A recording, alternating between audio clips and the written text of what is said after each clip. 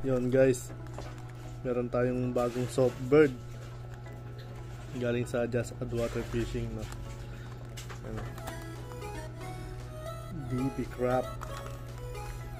Galing ngayon, lalagyan natin siya ng modification. Tatalian natin yung uso para hindi umisod yung rubber ng ganun, no? Kasi nagsasarili yung lure eh. Tapos dito sa sa weights niya, tatalian din natin para kung sakaling mag backlash ka, hindi tatalsik yung tingga. Okay, let's go. Ito lang kailangan natin, braided line, isang makapal tsaka isang medyo manipis.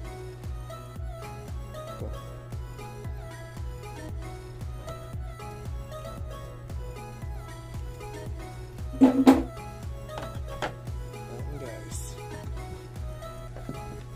Dito kasi hindi ko sa ulo tong tawag dito sa nut na to eh, basta parang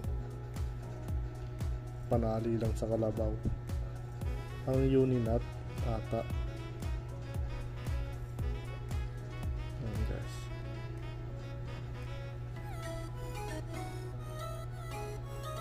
kita ba? Ayan, parang ganun lang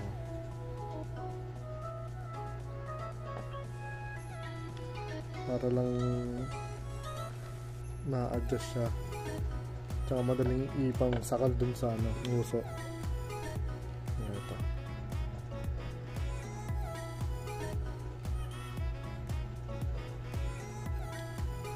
Yan guys,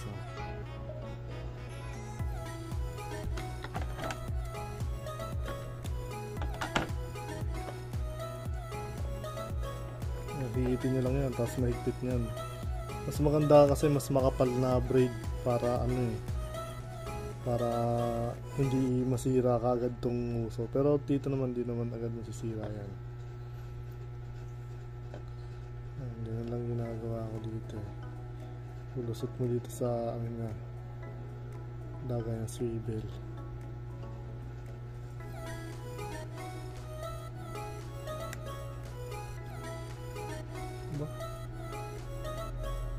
Baliktad pala yun.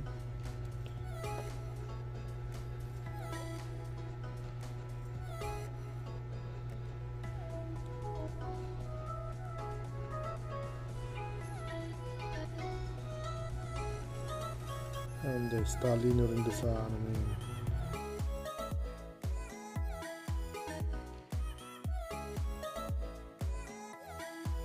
Kasi yun ito, tatali na itong dalawang ito.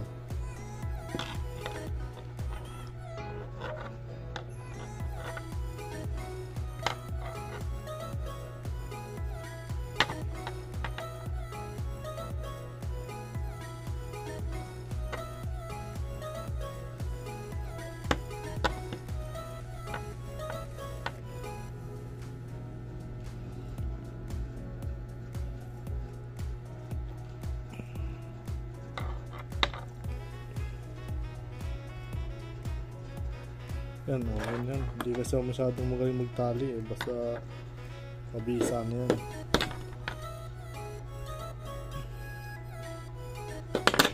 Pagkainin natin yan. Ito sobra pinapasok ko ito ng lighter. Yan o. Hindi na na-atras.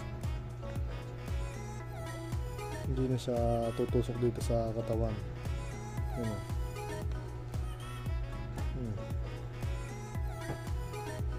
Ito naman dito sa that mas manipis, mas maganda dun sa weights. Ganun pa rin ang ginagawa. Yun na.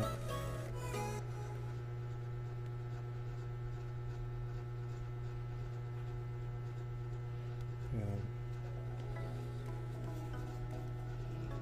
Ngayon, ito kasi meron siyang adhesive dito eh. Parang tawag ito shoe glue. basta idiin nyo lang na para lumabas yung ayan, higitin nyo lang ulit hanggang sa higpit yan. Tapos itutok nyo na dito sa may gilid. Ayan, yung gilid niya malapit sa hook, kita ba? Ayan, basta kami higpitan. Kaya kailangan ganon para dikit dito, hindi siya masyadong hatak na hatak, kasi pag hatak na ma-deform yung ano, yung dulo niya. Konti lang.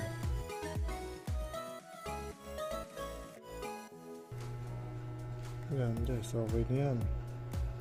Tapos ito naman ulit pagtataliin nyo.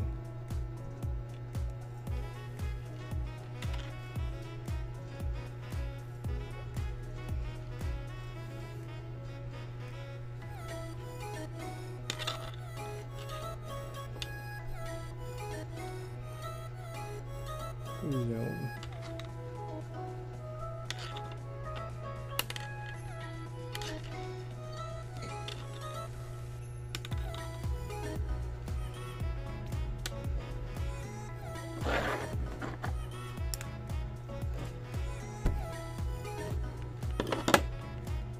Magali pa. Ayan. Ito natin dulo. Ayan. Safe na yan. Para lang pag nag-backlash, hindi siya lilipad. Kasi kapag hindi ka nakabili ng ganito, wala na, finish na. So ayan guys,